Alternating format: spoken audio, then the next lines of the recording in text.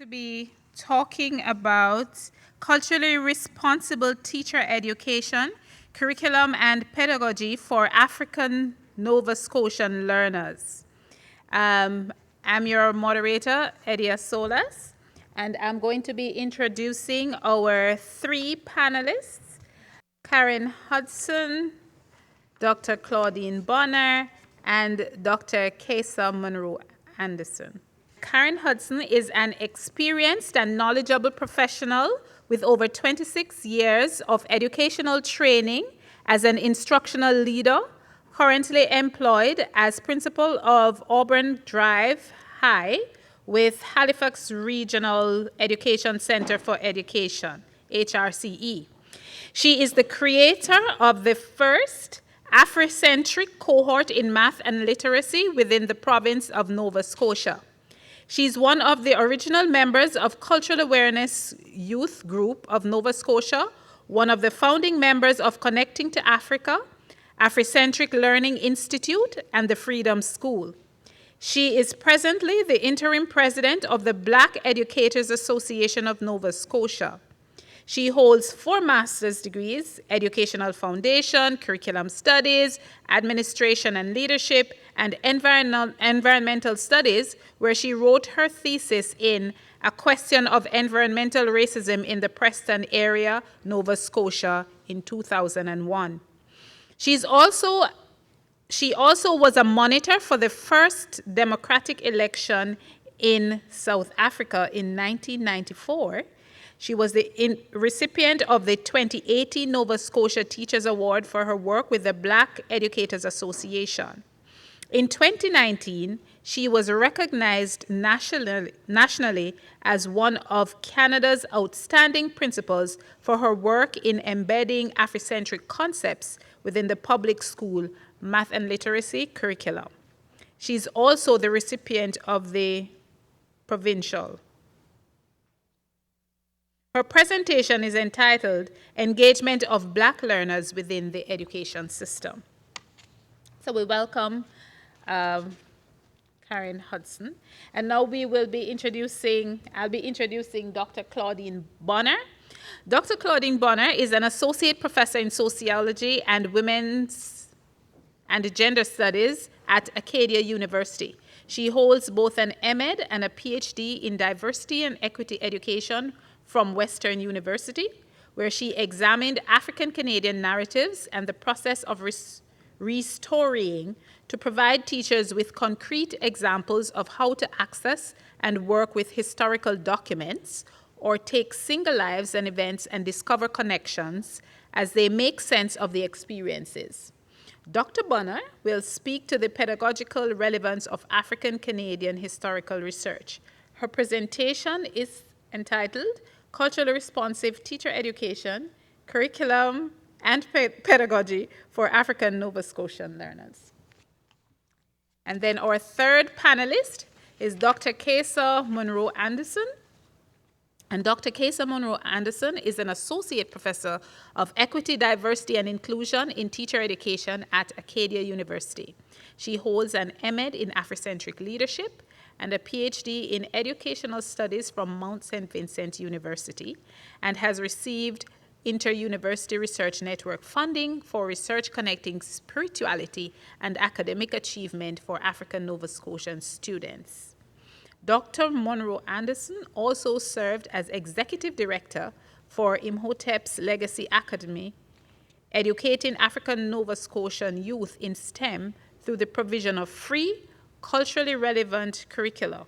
With this background, Dr. Monroe Anderson will explore the importance of spirituality in STEM mentorship. So we look forward to hearing from our panelists and to ask questions later on. Okay, so good morning.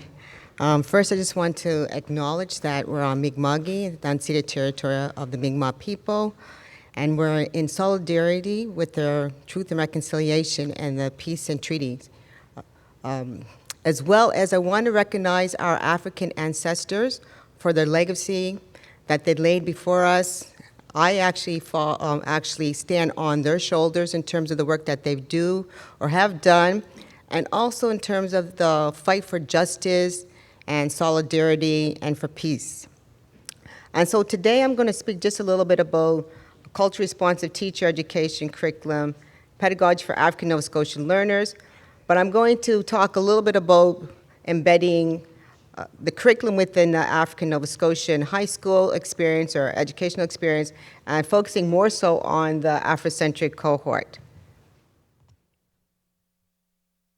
I want to just begin with this African proverb. Knowledge is a garden. If it isn't cultivated, you can't harvest it. And this is something that I truly believe in terms of our students, that if our students cannot see who they are visibly and represented within the curriculum, it's sometimes difficult for them to know where they stand. So for myself, I begin with the Afrocentric cohort. It's embedded within the principle of Afrocentricity within the Sankofa. And the Sankofa teaches us, first I should go back and say that it's a Ghanaian and Drinka symbol, and it says you must go back to your roots in order to move forward. And that is, we should reach back and gather the best, retrieve what we need to move forward, and so that we can achieve our full potential as we move forward. And so with this is we instill these principles of Sankofa within our children so that they know that they come from brilliance and that they come from individuals who are great. And this is based on Dr. Malefi Asante's, his work. As a father of Afrocentricity, he talks about, we must begin this process of disentanglement and find intellectual paths. Therefore, the African person must build their story. And I heard that earlier this morning as well. Afrocentric methods approaches all African phenomena, human inquiry, and knowledge from the standpoint of African centrality. So within this, we're trying to make sure that we center students within their lived history, that they're connected to what's happening, that it's not an add-on. So you're looking at from an economic, a political, social, and cultural actions. Afrocentricity will give students a sense of ownership of knowledge by centering them in the middle of the information rather than as co-signing them to the margins. It's looking at knowledge at the center and spirituality, which Dr. Casey will speak a little bit later. As well, we focus on the Ngozi Saba principles. We see this as being integral in terms of what we do within our cohort with at Auburn Drive High School. We look at Umoja as unity, Kujijakali, self-determination, the collective work. We build a lot on the collective work because we want students to work as a communal so that it's not just one individual, it's not being in the competition, it's being more collective, that you are part of. And so we get them to think this way. Ujama, what is your cooperative economics? What do you want to see? Nia, what's your purpose in life? So students come to class knowing that they have a purpose, and that within that purpose, we're sending them within what they feel that they need to do. And then Kumba, creativity, and Imani. So our Afrocentric approach says we send our children in their lived histories, so we try not to take them from their community and say, community, just stay there, we're now in school. School and community and family are part of what we do. We view it as agents and actors in the creation of the narrative, so they are part of the narrative. They are part of their stories. And we want them to come with that agency, with that capital of assets that we know they have. Everything that we try to do is interwoven. And with this, that means we have to do some work with our teachers. We have to build them up to a level where they feel comfortable. And don't think it's going to happen overnight. It's ongoing in terms of work that we do. So our children, we want them to see themselves. And we want the teachers to value who they are as Black, African, Nova Scotian, looking at the African experience.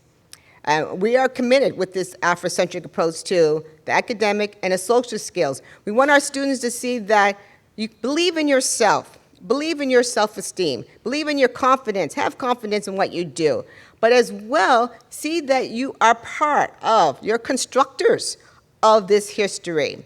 and hopefully moving forward so that they can transform and promote their Black excellence. And so we looked at this because we said that our children wasn't represented in the curriculum. We could walk down the hallways, and we saw our students being placed in the low-level classes, IPPs, and you knew right away that something was going on. You could tell what the students were. And so when people say, oh, Kieran, you're streaming, well, we stream all the time. We have students in French immersion. Is that called, well, do we say streaming? We have students in O2. Do we say that about streaming? We have an Afrocentric cohort. It's purposely designed for children of African descent so that they can see themselves. The data tells us that our children were in the low levels. So from looking at the data, it became our way of saying that we have to do something different. Just like Proverbs says, when the music changes, so that you must change as well. And so for us, we want to change our music and do something differently. So our data became what we want to construct. And so within here, you can see that our students from 2016, well, actually 2017, 2018, they became the first cohort here. And from grade 10 to grade 12, we were able to make sure that at the second level, we had all of our students from academic math, 10, continue on. So the goal was to go from academics, either to do pre-cal and then calculus, and stay on that route. But if you didn't do the pre-cal or the calculus, the goal was to keep within the academic. And so within here, you can see that we had one student. So our first cohort, we had 24 students. We had one student that actually was in math at work. And then we had 9 students who did the pre-calculus, and then 14 who went on to do academic 11 math. And so the data was telling us that it was actually working, that once we kept them within the cohort philosophy, they could see that it was critical for them.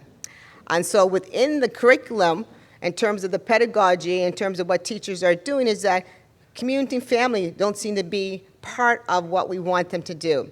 We want our children to feel that they can accomplish and achieve. We want them to see there's more than just, we talk about achievement, but it's more than achievement. It's about opportunity. It's about believing in students and in terms of who they are and making sure that they see themselves as part of.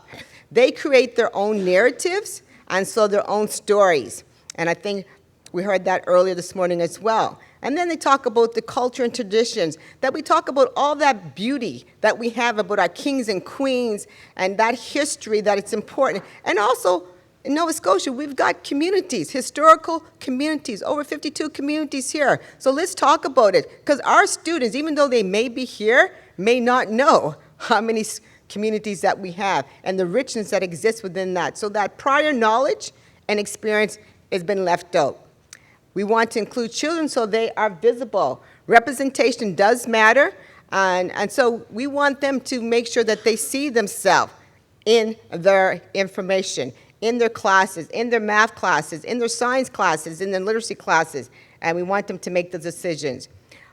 This quote here I thought was critical because it says that education is the great engine of personal development. It is through education that the daughter of a peasant can become a doctor, that the son of a mine worker can become the head of the mine, that a child of a farm worker can become the president of a great nation. It is what we make out of what we have, not what we are given, that separates one person from another. And so Nelson Mandela laid that foundation in terms of the education being that engine for that personal development. And with that, in terms of the cohort, we try to build a collaboration, going back to Ujima, that collective way.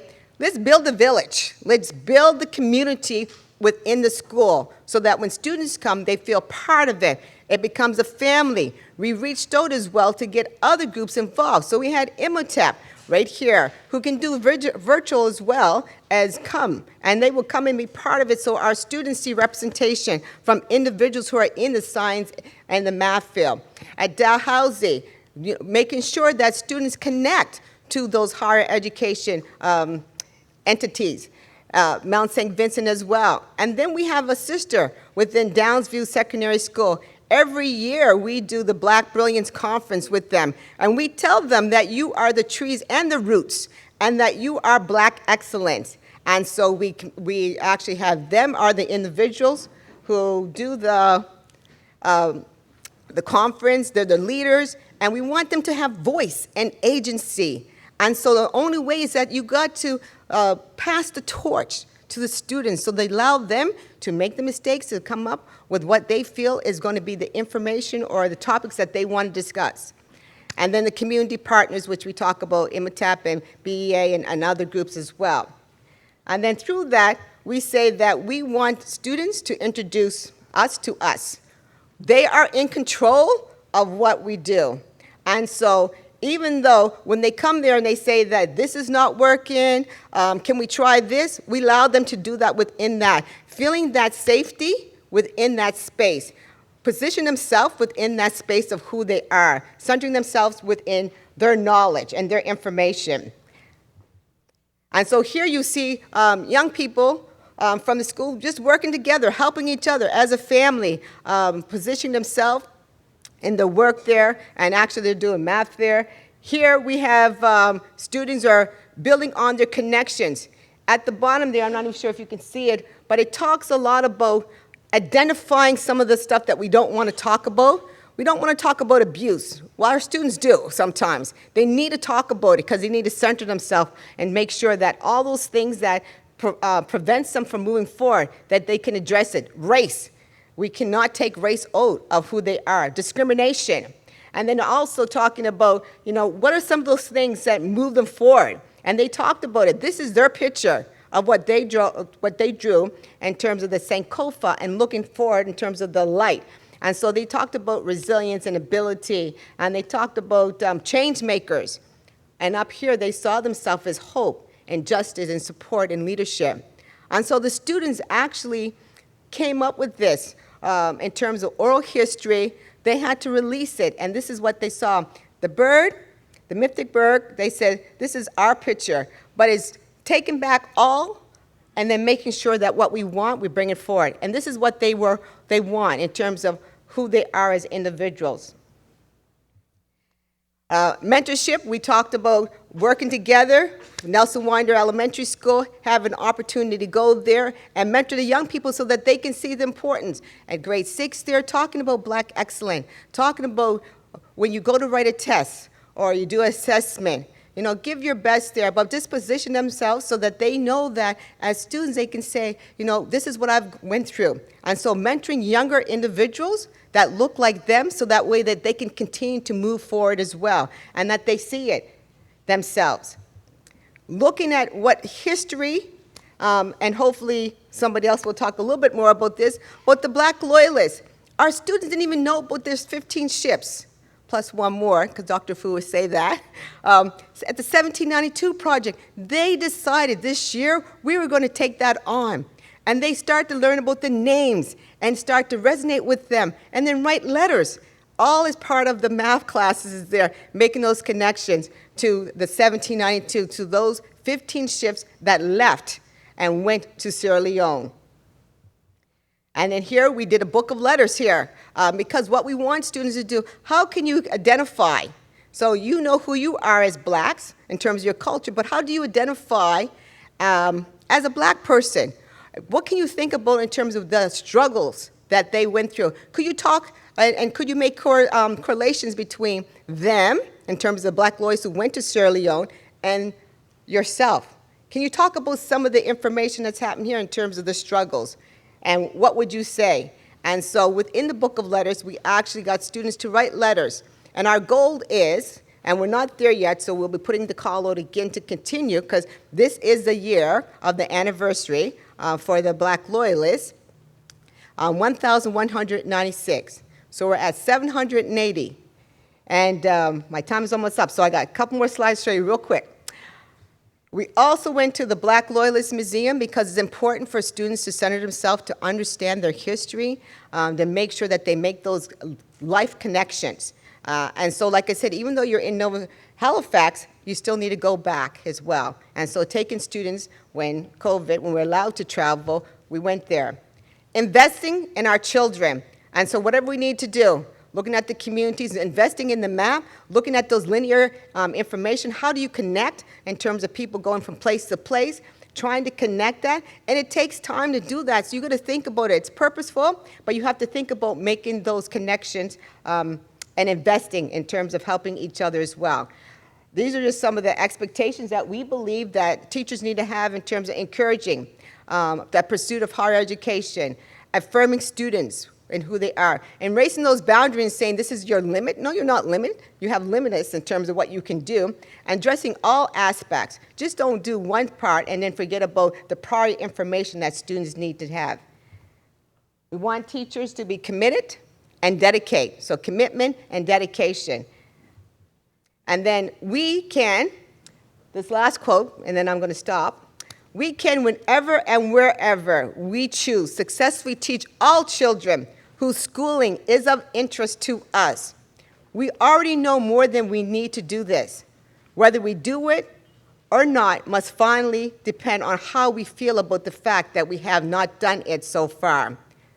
So for us, it's an urgency, but we haven't done it. So we have the opportunity to do it because our end goal is to make an impact for those children. And these are the children here of our first Afrocentric cohort that graduated, each one of them feeling proud about who they are in their own black skin, their identity as black people, feeling that they can contribute to this history and that they felt good in terms of learning about math. Students who were misplaced, almost mispracticed, that could be, we could say, thinking of that they would go into lower levels, actually aspired and graduated within the pre-cal. So when you have an opportunity to put children and center them in their space, you see a difference.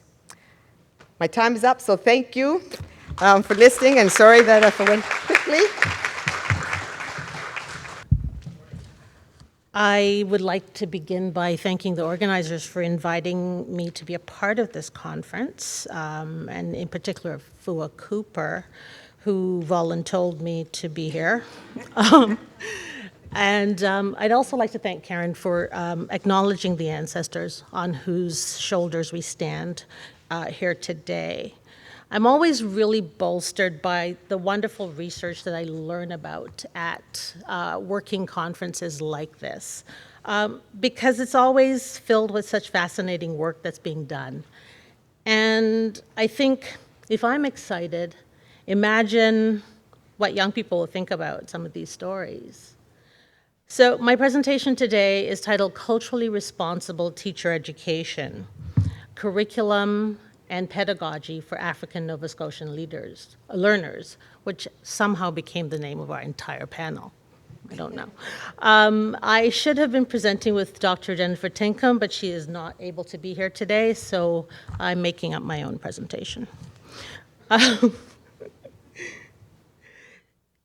So yesterday, Dr. Mogadim talked about how important it is for us to engage and harness the imaginations of children in the process of learning.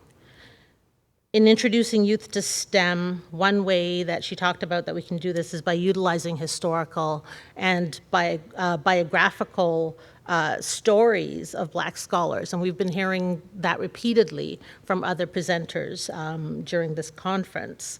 And I had to smile this morning when, once again, Dr. Clement Ligueur showed up on somebody else's slide, and I was like, he's in mine too. This is his conference.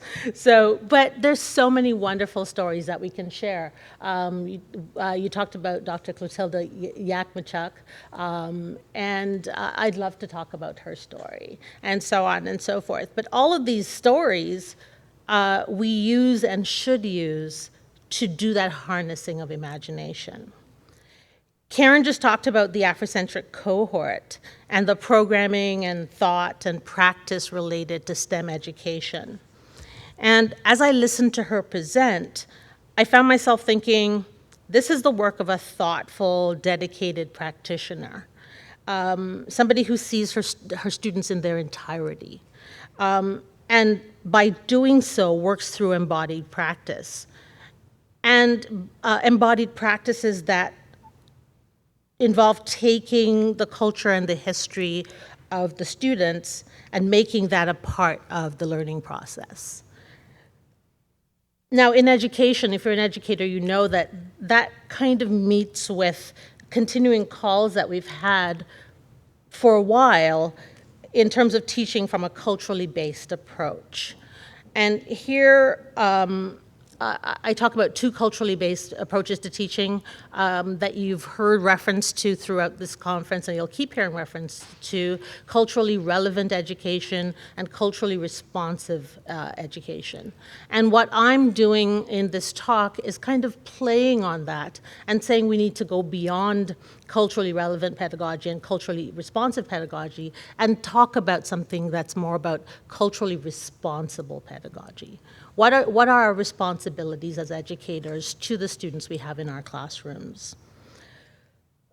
Because the kinds of things that we talk about when we talk about culturally relevant pedagogy, when we hear people like Karen Hudson talk about what they do with the Afrocentric cohort, everything we know about the educational landscape today tells us that this isn't the standard everyday experience that students have of the classroom, and especially Black students, who continue to face unequal opportunities and negative outcomes where the school system is concerned. And yesterday, Madame Jean said this, and it really resonated with me. She said, systemic barriers stand in shameful betrayal of the purposes of education. And I couldn't agree more. Across Canada, we've seen attempts made to address some of these issues in terms of the creation of more inclusive curricula, teacher training programs working to address outstanding issues, the creation of culturally based schools, and a putting forward of policy initiatives that are geared at meeting community concerns. But yet, African Nova Scotian youth continue to complain that they experience a curriculum that does not provide culturally relevant material. They do not see themselves represented in the curriculum. More likely to be on IPPs, African Nova Scotian learners are often afforded less care and attention in the classroom, which I think you pointed out in your article, Barb. What most continue to experience is a Eurocentric curriculum with the occasional attempts to address erasures. And none of this is geared to Black flourishing. So what I think is clearly there's a disconnect between policy, the creation of curricular resources, and what happens at the level of the classroom. Once a year when I was a grad student back in Ontario, 1,000 years ago, I would do a workshop at OISE U of T where I talked with teacher candidates about teaching Black Canadian history and about how they could get past the things that gave them pause. And one of the things that I quickly learned was that the biggest obstacle they felt that they had was access to material, which you talked about earlier today. For those of us in the know, we can find that material. There's lots of books and films and websites, and there's access to scholars and community members to do guest lectures. A lot has changed since I was a student. So the question it raises is, what really is the issue? And in the process of thinking about this and talking about this, my colleague, Dr. Jennifer Tinkham, and I have been talking about teacher apprehension when it comes to teaching Black Canadian history. And from our own research and practice, and from the literature, we're concerned that the reality that despite the work to address diversity-related issues in the classroom, and in spite of decades of work on the part of historians and curriculum specialists to create and provide classroom resources for teachers, teachers are still talking about this apprehension. However, I'm not sure why I jumped. We'll leave that. Similar to the kind of add and stir model that I mentioned in terms of the curriculum for students in school, the same model applies to teacher education.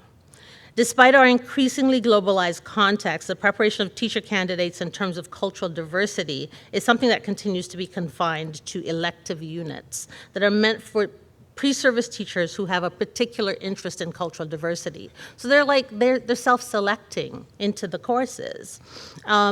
Or for teachers or pre-service teachers who think that they might likely teach in a culturally diverse school. I know that when I teach sociology of education, or when I do guest lectures in the social science ed classes, you'll have teacher candidates saying, well, I don't really have to learn about race, or I don't have to learn about this history, because the town I come from, we don't have a lot of diversity. And so it's like they don't live in the world, right? It's like they don't think they need to prepare their students for life in the world.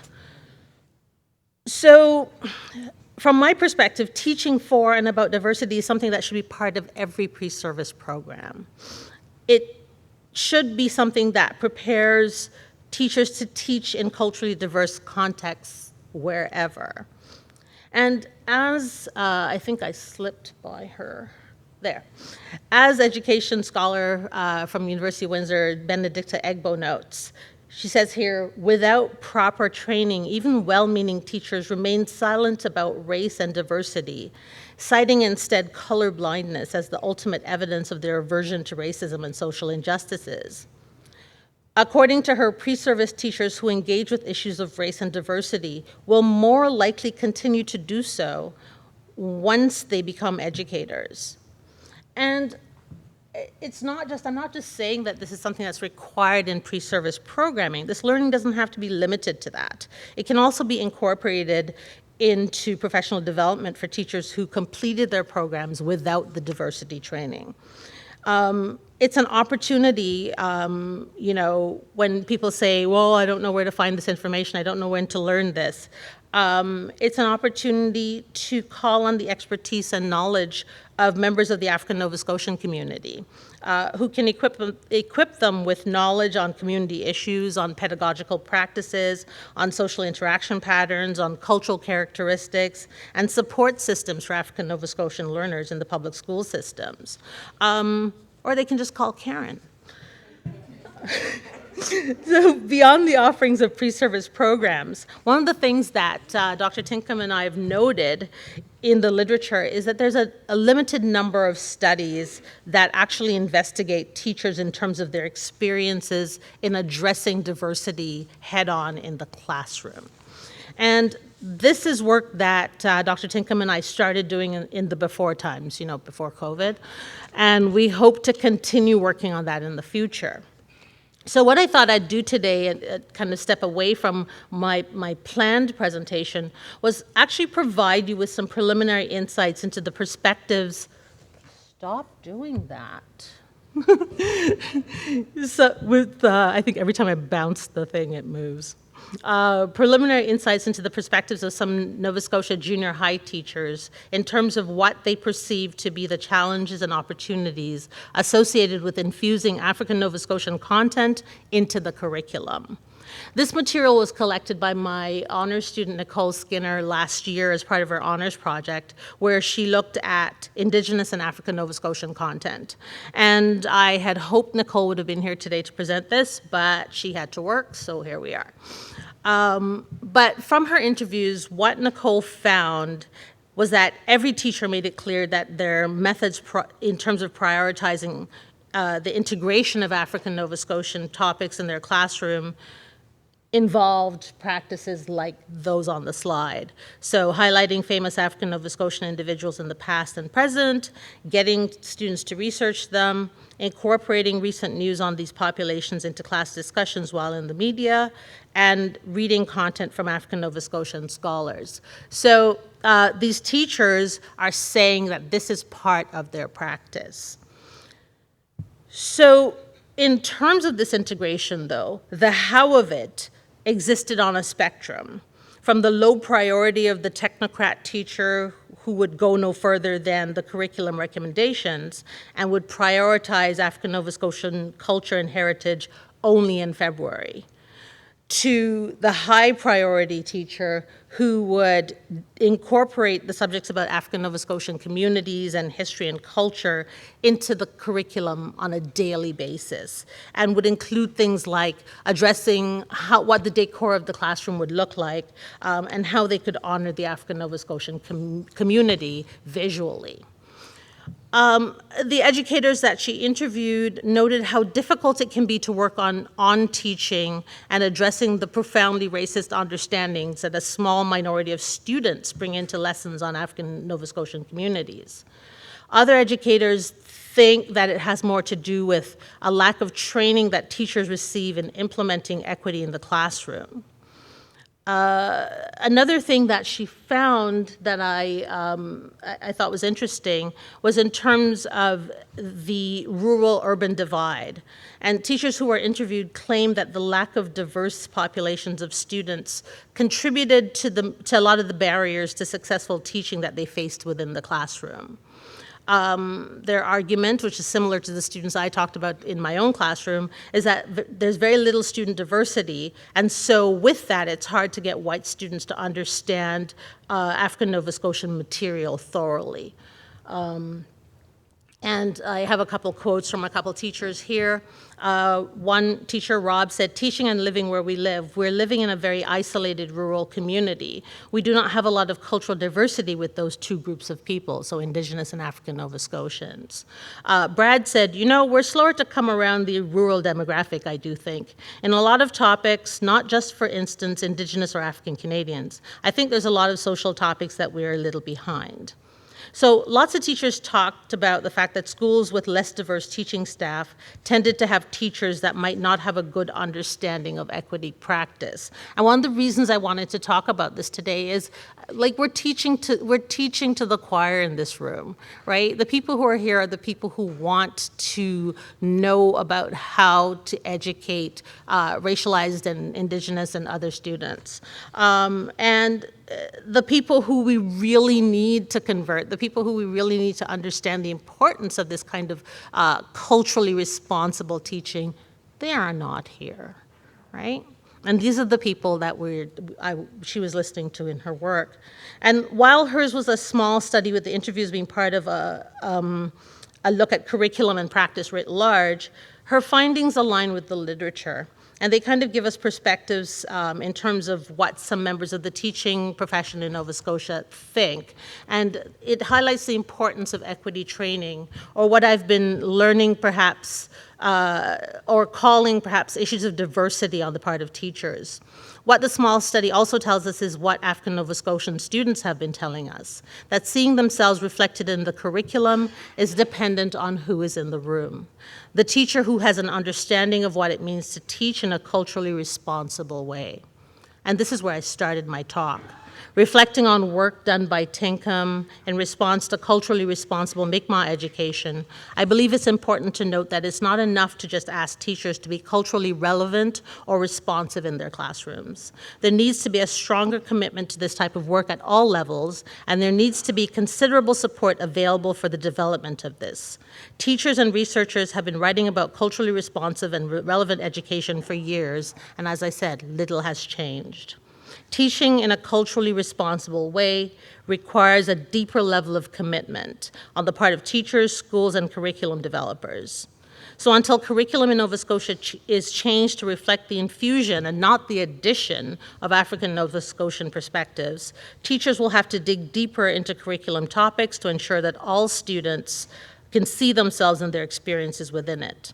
Ignoring culture and context is not an option just because incorporating it is hard. Teachers should seek out curricular materials with strong African Nova Scotian content and perspectives. They should use local connections and people. They should focus on present-day African Nova Scotian issues, highlight past achievements and understandings, and encourage all aspects of development and well-being, meaning mental, emotional, spiritual, and physical. I don't expect non-African Nova Scotian teachers to enter into social studies classrooms and teach authentically from Afrocentric worldviews, but I do expect non-African Nova Scotian teachers to support their African Nova Scotian students by fostering local connections and by encouraging and valuing the voices of African Nova Scotian learners and educators. And this is where the term responsible over relevant or responsive comes into play. By making this an imperative, the Department of Education and provincial school boards would be committed to assisting social studies teachers in meeting the goals I've specified. And to close on a note that's more reflective of this kind of culturally responsible educating, I wanted to leave you with images from the Imhotep Legacy Academy's after-school program in the Annapolis Valley, which apparently nobody knows about. It started in 2017, and it actually started by operating out of two schools, Kings County Academy and NECAC, Northeast Kings Education Center in Canning. And since it started, they've hired and trained 15 university student staff as coordinators and mentors. And it's since also expanded to include other schools with after-school or in-school science activity sessions and literacy and numeracy assistance. The work that they're doing is making a positive difference in students' lives, because this may be the first time for many of these students being taught in an academic setting by someone who looks like they do. And as we keep telling you, representation matters. Thank you. Good morning, everyone, and many thanks to the organizers for inviting me. And actually, I was, as Dr. Claudine said, Dr. Cooper voluntold her, and then she passed on that authority and voluntold me. So that's why I'm here. So but I feel blessed to be here with these esteemed panelists today and with all of you. So thank you very much, and I thank you, Karen, as well, for already establishing a protocol in terms of the land acknowledgement and our African Nova Scotian ancestry, and the fact that we do stand on the shoulders and we continue to build based on the gems that have been left for us to continue the work that we must do. And Claudine, I'm going to pick up from where you left off.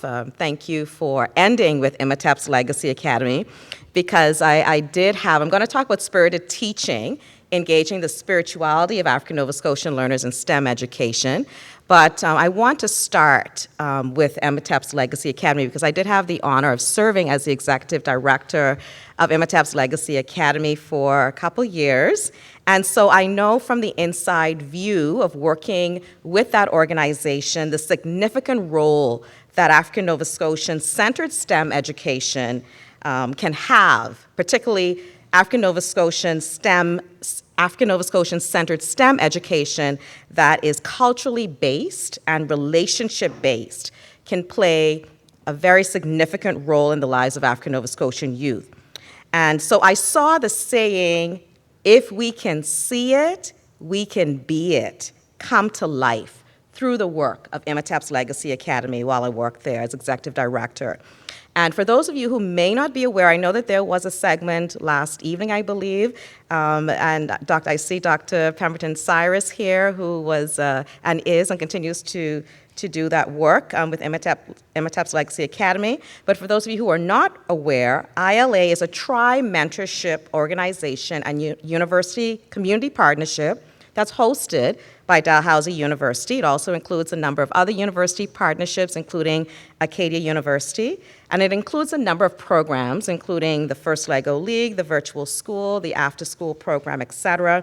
But all of this, most importantly, is structured around the core of African communities. And what is the core of African communities? Relationships. It's structured around the significance of relationships. University professors who are of African descent, they mentor university STEM students who are also of African descent, while they are mentoring African Nova Scotian junior high and high school students who are participants in ILA's programs. So in my humble opinion, it is this tri-mentorship structure, this relational ontology, if you will, of ILA that plays a key role in the organization successfully engaging African Nova Scotian learners in STEM. So contrary to Eurocentric and positivist views, which cast science, technology, engineering, and math as cold, mechanical, emotionless, heartless, individualistic, and therefore void of the need for relationships as spiritless areas of study, contrary to that, in order to engage African Nova Scotian learners, STEM education must connect to the spirits, to our cultural and relational selves, to the spirits of African Nova Scotian learners.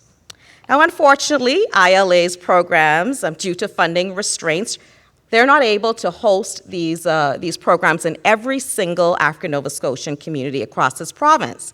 However, part of what I'm going to structure my short talk around this morning is a small group of 20 African Nova Scotian children between the ages of around 5 and 14, between grades 1 and 3, and another group 4 and 9, led by a mentor of African descent by the name of Jude Abbey, who through the power of spirited teaching with relationship building at the core, named themselves the Upper Hammonds Plains Robotics Engineers.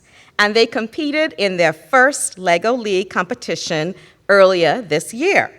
So it was just amazing to see what this group was able to start and what they were able to accomplish during 2021 and 2022 of all years, during the pandemic. This program was made possible through the sponsorship of the Upper Hammonds Plains Community Development Association, with Jana Jones, president. And so the historic African Nova Scotian community of Upper Hammonds Plains, for those of you who may not know, is about 45 minutes away from where we are now. It was settled in 1815 by the War of 1812 freed blacks. And this community, through the work and through the determination of the Community Development Association, they were able to establish its first robotics team, first LEGO robotics team, because of relationships and partnerships. So that happened the Afrocentric way. From my perspective, as Claudine spoke about culturally responsible teaching is spirited teaching, and that's what a phrase that I have, a pedagogy that I've coined, spirited teaching. As people of African descent, anything that severs our spirits from us is injurious. It is alienating, isolating, dehumanizing. So when we talk about the significance of engaging African Nova Scotian learners in STEM, we are not only concerned about education, although education is especially significant and important. This is a matter of validating our very humanity. This is a matter of human rights. This is a critical social justice matter. We are talking about African Nova Scotian learners, children and youth, having the right of self-determination, as Karen spoke to earlier. So according to the United Nations Decade for People of African Descent's pillars, we are talking about the protection of our recognition in STEM, the pursuit and the realization of justice, and the actualization of development of African Nova Scotian children and youth, and all of this is wrapped up, it's tangled up in the well-being of our spirits. And it's wrapped up and tangled up in what I called spirited teaching. Now, within spirited teaching, we cannot talk about spirited teaching without talking about teachers. And my previous two colleagues spoke in depth to the role of the teacher. Now, George Day said, and I quote, "Each learner cannot give or share knowledge in a space of oppression, hierarchies, privileging, and deprivileging of bodies." The Upper Hammonds Plains Robotics Engineers met in our community, in the Upper Hammonds Plains Community Center, And that building is of great significance because a huge part of it was the historic schoolhouse. So the schoolhouse, the segregated schoolhouse, the community's one-room black schoolhouse, is a part of that building. It's been extended to what is now the Upper Hammonds Plains Community Center, and you'll see a photo of it down in that bottom corner. And so these students, these youth, between the ages of 5 and 14, were working in their community center, surrounded by their peers and with a mentor of African descent who, although he doesn't live in the community, is very much connected to the community because he's one of the leaders of the community's church. It served as a deacon and other leaders and leadership in other capacity at Emmanuel Baptist Church. So when I think about spirited teaching, I connect it to the ancient African philosophies of education and the role of the educator, the Seba. According to the philosophies located, the earliest documented philosophies and with the earliest documented system of education located in Kemet, the purpose of education is transformation. It's not only for information. It's not only for acquiring knowledge. And because of this, the role of the teacher, the Seba, is very important. The Seba's role is to open the door of the universe so that the students may shine like stars. Opening the door of the universe so that students may shine like stars.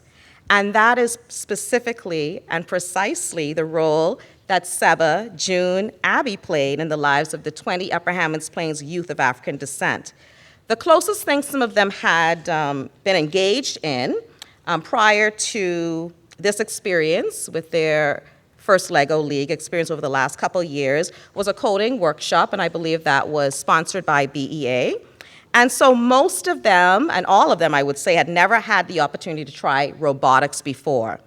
And because of Jude Abbey, the Seba, they had this opportunity. Culturally responsible teaching, then, is spirited teaching.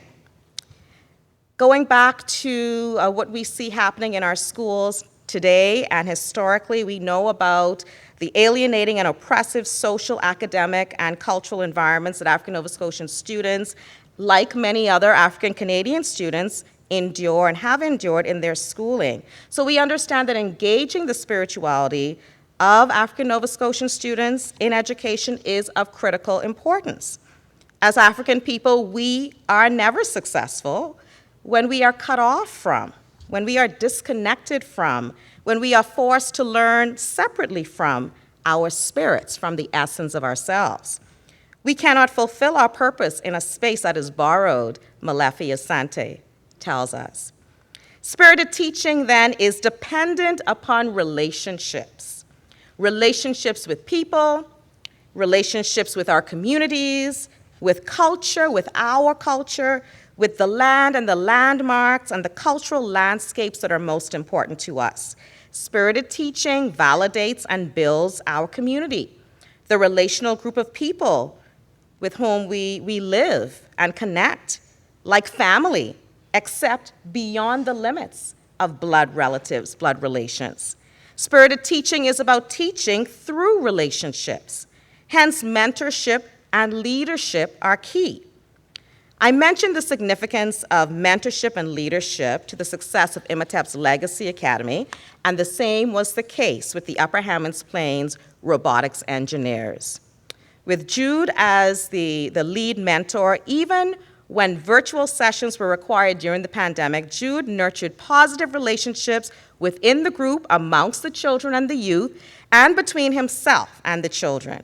He would go the extra mile. Two of my kids were involved in this program, so I remember Jude would drop off the snack packages to each home prior to the virtual sessions. He would drop off the Lego kit so that the children in each home would have an opportunity to use it. They took turns using the kit.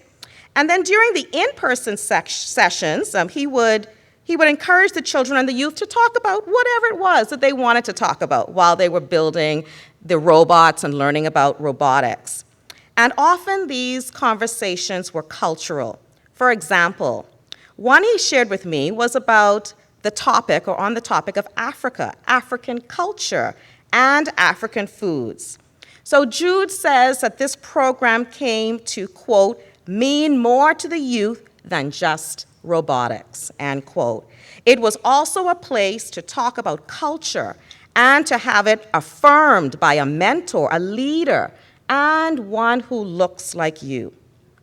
Community values were embedded into the program through this relational way of teaching and leading. So the program's culture was what Jude described as a community shared approach to STEM learning. The concept of community was evident in the program through the children's engagement with one another, and Jude noticed that although the groups were supposed to be split up into two age groups involving the older group, those grades 4 to 9, and the younger explorers group, those grades 1 to 3, he noticed that the full group of 20 worked better in relationships with the older children and youth mentoring, the older children and youth were mentoring the younger children. Jude believed that the Upper Hammonds Plains Robotics Engineers Group came to exemplify the proverb, if you want to walk fast, walk alone. If you want to walk far, walk together. And Jude is looking forward to next year to having the older ones lead the sessions while the adult mentor just guides from the sidelines. In this way, the group represents another important characteristic of spirited teaching, the Ujima principle of collective work and responsibility. As lead mentor, Jude asked the children what role each of them would like to play on the Lego team, allowing them each to have a way to contribute to the building and the success of the team. One child wanted to be the team lead, and so they were. Additionally, Jude discovered that one member of the team was good at drawing and enjoyed doing so. So the group requested this member's services to draw the logo for them, and you see the logo on the screen, which then made its way to their t-shirts. They vetted the logo produced by J. Jackson, one of the eldest youth on the team.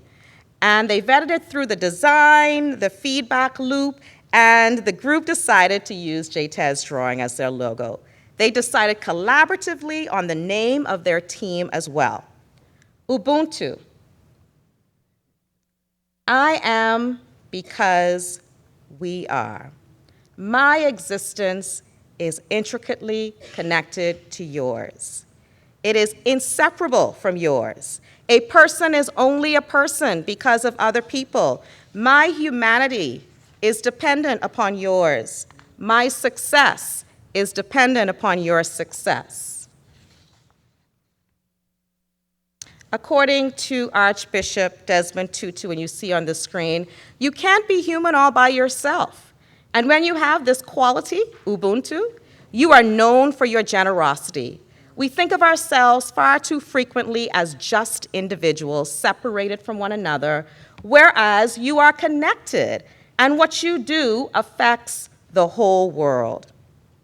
Jude referred to this philosophy when I talked to him about the program, the Ubuntu philosophy. He said, quote, I could sit at home and get my kids, he has 3 kids who are also in the program. He said, I could sit at home and get my kids to do this, but it is so much better in community. As Dr. Claudine already said it, relationships matter, not only in social studies and history, but also in STEM. Relationships matter, and so STEM mentorship matters. So some may say, well, what does African-centered spirituality have to do with STEM anyway? And I would suggest it has everything to do with STEM. Spirituality, African-centered spirituality, is holistic, it is multidimensional, it is relational, it is seeing ourselves and our way of being in the world as a way that's connected to others and dependent upon others, upon one's community. It also engages a higher power for those who believe. The cultural knowledge is important, our history, our ancestry, nature, the cosmos. It is a belief system that is grounded in relationships. It is a collective consciousness. It is dependent upon the Ubuntu philosophy, and it reinforces this form of culture in a group. It is transformative. It is action-oriented. It is emancipative. And in fact, it is an emancipative form of knowledge production. It is a way of being, but it is also knowledge in itself. It empowers African people to reclaim our identity and resist colonial intellectual subordination. It is a form of resistance against anti-Black racism and colonialism.